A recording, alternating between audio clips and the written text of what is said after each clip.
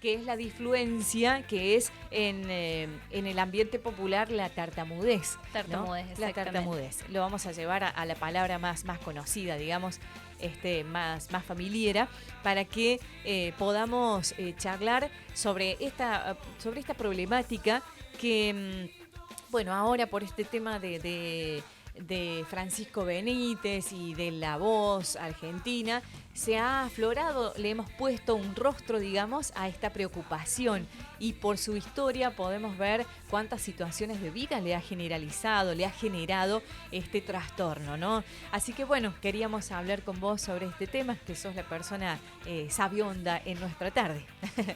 Bueno, sí, a mí me encanta que se visibilice tanto ahora, porque por ahí es un tema muy tabú, Sí. o que por ahí antes no se hablaba tanto abiertamente. Y bueno, está bueno que a través de los medios se pueda empezar a hablar un poco más de esta temática. ¿Por qué reforcé tartamudez? Sí. Porque es el término adecuado para hablar de esta problemática. Ajá, bien. Porque disfluencias tenemos todos en nuestro lenguaje habitual. Mira. Quizás hoy mientras charlemos se van a ver distintas disfluencias que son como interrupciones en la fluidez, pero que no generan pérdida de continuidad en lo que estamos hablando. O sea que la tartamudez pero sí lo es, digamos. ¿Cómo? O sea, por ahí se puede llamar a una muletilla en el E o A para continuar el Eso diálogo. es una disfluencia. Disfluencia. Eso Bien, es una para disfluencia. asociarlo. Para Las asociarlo. interjecciones, son Sí. disfluencias típicas. ¿Qué pasa? Cuando por ahí en el discurso metemos muchos entre varias palabras y se pierde la continuidad de lo que se está hablando, ahí ya hablamos de tartamudez. Bien, o sea, O cuando existe tensión al momento de hablar, que se ve como una tensión en todo el cuerpo de la persona, o también en su voz, que suena temblorosa o un poco difónica. o sea, la tartamudez, el nombre clínico es tartamudez. Es tartamudez, Mirá. exactamente, porque es una alteración de la fluidez Bien. del habla. Y como todo alteración del neurodesarrollo se va a manifestar distinto en cada persona en la que se manifieste. No hay como un parámetro que decís se va a manifestar así en todos. En cada uno va a ir variando sus formas y sus síntomas y sus momentos de tartamudez. Y no tiene una edad, digamos, de inicio esta problemática. Sí. La edad de inicio es entre los 2 y los 5 años, en la mayoría de los casos. Hay casos en los cuales se revierte y casos en los que se cronifica. Todo va a depender de los factores de persistencia, que por lo general es que sea varón, que tenga algún otro trastorno fonológico o en su lenguaje, que tenga un historial genético o de herencia de tartamudez de alguien en su familia. Son como factores que predisponen a que se cronifique y que no se pueda revertir. Siempre cuando hablamos de revertir es hasta los 5 años. Ya pasa de esa edad, es difícil que se revierta, la mayoría ya se cronifica. Bien. Mencionabas el género masculino. ¿Es más propenso a Sí, hay tartamudez? mayor predisposición por determinados genes que predisponen que el sexo masculino sea como más predispuesto a tener este trastorno. Bien. Obvio que hay mujeres que lo tienen también, Claro. pero es mayor prevalencia, digamos. Es estadístico. Estadístico. tal Cuando cual. decimos hasta los 5 años, si bien no es reloj, no es algo tan automático, Exactamente. pero es un poco por la memoria del cuerpo, ¿no? Si se quiere. Digo, este tiempo de aprendizaje. Claro, por la esponjita. neuroplasticidad, exactamente. Que uno le da estrategias por ahí de tartamudez voluntaria, de poder ir manejando los momentos de tartamudez y después de empezar a trabajar la fluidez del habla, los inicios suaves, el habla prolongada, que ayudan a preparar como el sistema motor para que ejecute el habla. No hay nada milagroso en esto de que cantando, en el caso referido en este caso a Francisco, pero hay otros nombres, ¿no? De hecho, acá hay cantantes populares acá en Córdoba que también han manifestado tartamudez y que sin embargo se produce el milagro cuando empieza el canto. ¿Qué hay ahí? En realidad tiene una explicación a nivel neurobiológico.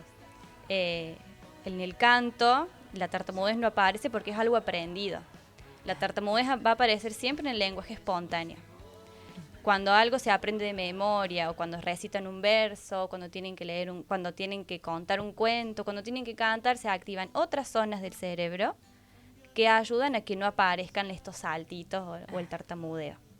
pero no es milagroso, digamos, es neurociencia. Claro, es neurociencia. Exactamente. Sí. Tal cual. ¿Existe la posibilidad, por ejemplo, de que una persona normal en el habla, a través de un impacto, digamos, emocional, pueda adquirir tartamudez? Bien, ahí aclaro dos cosas. Primero, que las personas normales en el habla no existen. Bien. Todos tenemos alguna disfluencia típica. Sí. Por ahí el término adecuado es decir persona que no tartamudea o persona, un hablante. Un hablante. Nosotros por ahí a las personas que tartamudean no le decimos ni tartamudo, ni no fluido, sino buscar un término que es persona que tartamudea, niño que tartamudea, adulto que tartamudea, porque no lo define su trastorno. Y el tema de lo emocional es un mito eso de que la causa, de que tuvo algún impacto y le ocasionó la tartamudez. La tartamudez, la causa por lo general es neurobiológica y ambiental, pero un factor psicológico no es la causa, sino que puede ser una consecuencia, porque una persona que tartamudea se enfrenta cada vez que se tiene que comunicar a su trastorno. Entonces genera más ansiedad, miedo, inseguridad, tal cual. Pero no es la causa. No es la causa, en un 80% de los casos, es genética o hereditaria. Que tiene que ver que haya algún miembro de la familia que presenta tartamudez o ha tenido tartamudez o que habla extremadamente rápido. Por lo general, ese es en el 80% de los casos. El otro 20% restante, un 19% son factores pre o perinatales, por ejemplo, una anoxia, falta de oxígeno en el momento del parto o durante el embarazo, alguna contusión cerebral al momento de nacer, por ahí los forceps y esas cosas que ocasionan. No solamente tartamudez, cualquier otro trastorno del neurodesarrollo. Y también hay un porcentaje, un 1%, que es algo que está en estudio, es muy pequeñito, de el estreptococo, que son infecciones en las vías aéreas superiores que pueden ocasionar tartamudez. Puede ser momentánea o puede ser crónica. También depende de cómo se manifieste, pero es algo que está en estudio y que es un factor como hay muy poquitos casos en el mundo de este factor también, que es muy nuevo, digamos, del estreptococo. ¿Todos los casos, son tratables? Sí, todos son tratables, como les decía antes. Si se agarra a tiempo, digamos, entre los 2 y los 5 años, se puede lograr revertir o no. Después ya cuando se trabaja con niños en edad escolar, se dan herramientas para que ellos puedan no alcanzar una fluidez. Nunca se busca que alcancen la fluidez, sino que puedan controlar los momentos de tartamudez. Cuando aparecen las repeticiones, los bloqueos, las prolongaciones. Y con los adultos el tratamiento siempre es más en conjunto porque se fijan otros tipos de objetivos, teniendo en cuenta por ahí más a nivel social, cómo desenvolverse en el trabajo, en la facultad, en el cole, los que todavía van más a los adolescentes, digamos. Claro. Pero sí, a toda edad es tratable y hay herramientas y técnicas para poder lograr una comunicación efectiva. Vos nos habías enviado un machetito, así que no sé si hemos desglosado todo tu escrito o nosotros agarramos para cualquier lado. Para cualquier lado. Pero sí, más o menos era lo que estaba ahí en lo que se ve en el machetito. En el machetito. Bien. Porcentaje aquí en la localidad de esta problemática, de esta situación, de este diagnóstico. La verdad es que no hemos hecho ningún estudio como para ver qué porcentajes hay en Río Primero. Estaría bueno como una investigación. Bien. Pero hay población. Bien. ¿Cuál es el consejo para los papis? Porque empieza en edad de pequeños, apenas se empiezan a oralizar los bebés, de detectar si hay o no, porque a lo mejor uno empieza a maquinar, porque también al tener más sensibilidad o más contacto con esta situación, uno puede imaginar que estamos frente a un diagnóstico. Claro, ¿no? ¿Cómo podemos, digamos, percibir que la persona va a tener, digamos, tartamudez? Bien. Bueno, siempre se dice que desde el momento en que el niño empieza a tener saltitos o trabitas, ya no es considerado parte del desarrollo normal de su neurodesarrollo. Pueden aparecer repeticiones de sílaba o de sonido. Por ejemplo, si quiere decir vaso, puede decir vaso, y siempre va a haber alguna tensión. Puede ser en los ojos, en la cara, en la boca, en las manos. O puede decir vaso. Son repeticiones. Eso no es una disfluencia típica como hablábamos al principio, porque ya hay como una repetición con mayor frecuencia de un solo sonido. Después tenemos prolongaciones, que es cuando se prolonga el primer sonido o al medio. Puede ser vaso, para decir vaso. O los bloqueos, que por ahí es como el síntoma más grave, por así decirlo, que ahí se interrumpe el flujo de la palabra. Si quiero decir pelota, como que se atasca la palabra y después sale. O se puede aparecer al medio, puede estar diciendo un niño mariposa. Por ahí se prolonga mucho en el tiempo ese bloqueo, o es cortito. Pero cuando aparece hay que consultar porque ya no se considera esperable. Esperable, claro.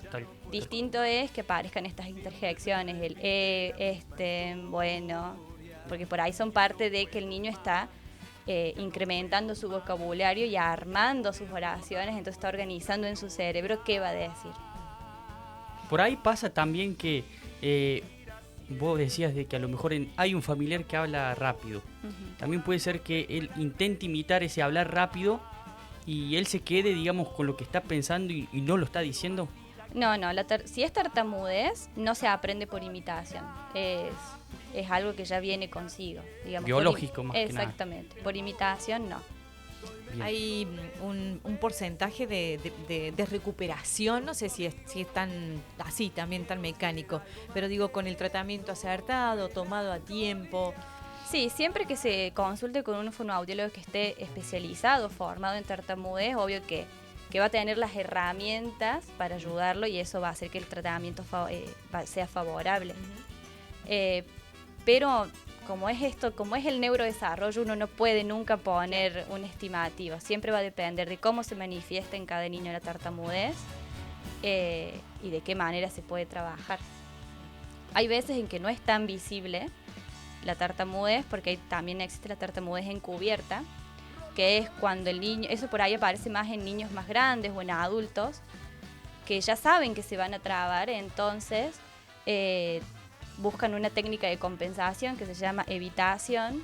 Entonces, suponete, con la palabra pelota sabe que se traban, entonces dicen balón para evitar trabarse.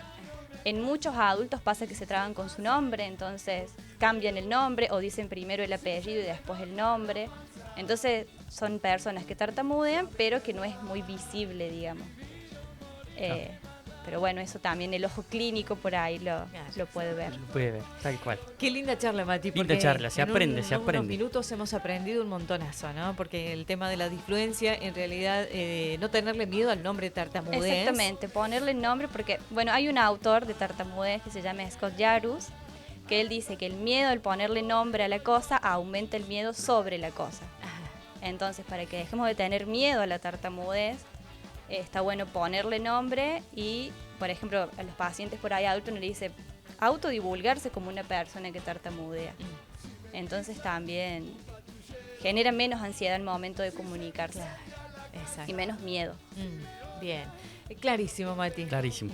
No sé si ha quedado alguna duda, Mati. Está todo resuelto. Nati, mi hermana. La hermana Nati. Me fui con el resto de la familia. Te digo Coca y ya le nombramos a la abuela también. Seguramente hay saludos para ella. Para todos. Iván, no sé si te ha quedado algo más por decir. Me gustaría algunas pautas comunicativas. Sí. Por ahí que hay creencias también de que si uno le dice al niño o al adulto para, empezar de nuevo, hablar más despacio, eso ayuda y eso no nos ayuda. Todo lo contrario, genera también mayor ansiedad. Entonces está bueno evitar esos comentarios. Error muy que normal. Uno por ahí lo hace como para querer ayudar. Sí. Pero es al contrario. Exactamente. Sí. Es muy común sugerirles. Y en el caso también, por ejemplo, de observarlos directamente a los ojos. Eso sí, eso ayuda mucho. Porque por lo general, sobre todo más los adultos tratan de esquivar la mirada o mirar por otro lado. Entonces uno sostener la mirada y poder darle seguridad y que lo estamos escuchando. Bien. Y que importa lo que nos quiere decir y no de qué manera nos está diciendo. Bien. Después, evitar hacer comentarios negativos, por ejemplo, habla bien, para ahí te salió mal.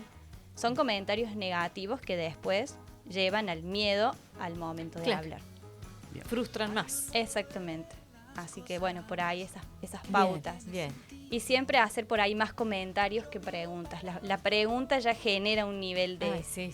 de ansiedad Sí. más cargado, digamos. Vio, Mati, que ha venido Daniel y Belén muy nerviosos. Muy la primera nerviosos. vez. Después Pablo la semana pasada, re nervioso. Pero Evangia estaba... La verdad que Ah, no serena, se nota, serena. no se Serena, nota. pero Bien. un puntazo al lado de sus Sí, compañeros. Claro, estaba muy nervioso. No, pero bien, bien. Casi, Pablo casi se nos desmayó ahí. Para ponerle dramatismo a las tardes de Radio Com. Evangel, muchas gracias. Muchas gracias. Gracias a ustedes por el espacio. Gracias. Viste Que que sigamos hablando de tartamudez. Sí. Entró el fotógrafo, todo. Muy bien, full. Evangel, muy bien. Ella siguió muy ahí su trayecto discursivo bien. Sí. y ni se enteró. Ni se enteró. Muchas gracias. Ha pasado por aquí, por nuestra casa, la licenciada en fonoaudiología Evangelina Marosi. Hoy hemos hablado de tartamudez. Nos vamos a la música para escuchar y para mirar.